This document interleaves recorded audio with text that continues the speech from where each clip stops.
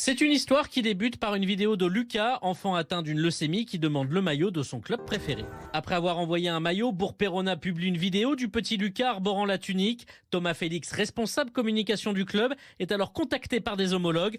Eux aussi avaient été démarchés par la famille, mais avec des noms de famille différents et des maladies différentes. Twitter s'emballe et s'indigne, les clubs demandent réparation. J'avais appelé le père, pas eu de réponse au départ. La Géoxer aussi a demandé à récupérer le maillot, comme nous on l'a fait aussi.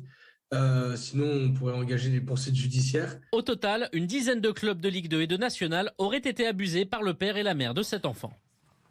Alors, scandaleux. Allez-y, Maxime Guény. C'est honteux, c'est scandaleux. Vous vous rendez compte où on y va pour récupérer un simple maillot de football, se faire passer son enfant pour malade. Non, il est malade. Hein.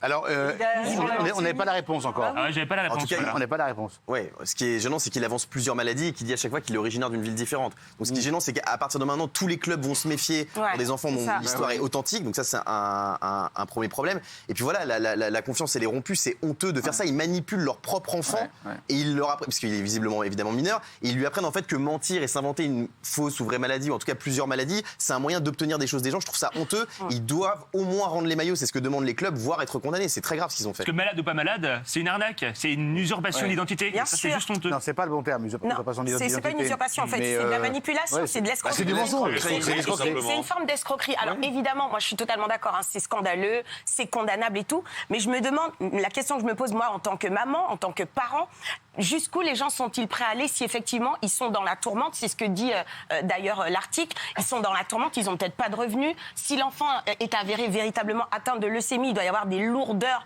de frais médicaux et tout, peut-être qu'ils sont tellement pris à la gorge qu'ils ont trouvé une sorte de façon un peu voilà, enfin une façon salace, crasse, d'accord, de gagner de l'argent. À la différence, ceux qui lancent des cagnottes quand il y a un problème pour une opération, bien pour sûr, des soins, des cagnottes, d'ailleurs généralement ça fonctionne assez bien, c'est mieux de demander des sous pour ceux qui veulent donner plutôt qu'aller raconter une histoire qui n'existe pas pour un maillot de foot. Il y a des sportifs naturellement généreux qui peuvent de temps en temps répondre positivement sans que l'enfant soit malade. Là en l'occurrence c'est une escroquerie, il n'y a pas d'autre nom et j'espère qu'ils seront surtout condamnés puisque les clubs, certains clubs vont porter plainte. Absolument. Oui, Daniel. Oui, ce que tu dis, par exemple, moi je pardonnerais plus à ses parents s'ils sont dans la tourmente et s'ils ont un enfant malade de voler dans un supermarché que de faire ça. Parce que comme l'a dit Guillaume, c'est très grave. Moi je suis marraine d'une association Un Sourire pour Camille et je vois ces parents d'une vraie petite fille malade qui se battent pour réaliser les rêves des enfants et tout ça. Et justement, c'est aussi une confiance quand on demande à des clubs justement d'aller voir des joueurs et tout ça. Et là, comme c'est ça, moi ce qui est le pire, c'est ça. C'est de rompre cette confiance et il va y avoir maintenant un doute. Et ça, c'est horrible pour toutes les familles qui se battent au quotidien.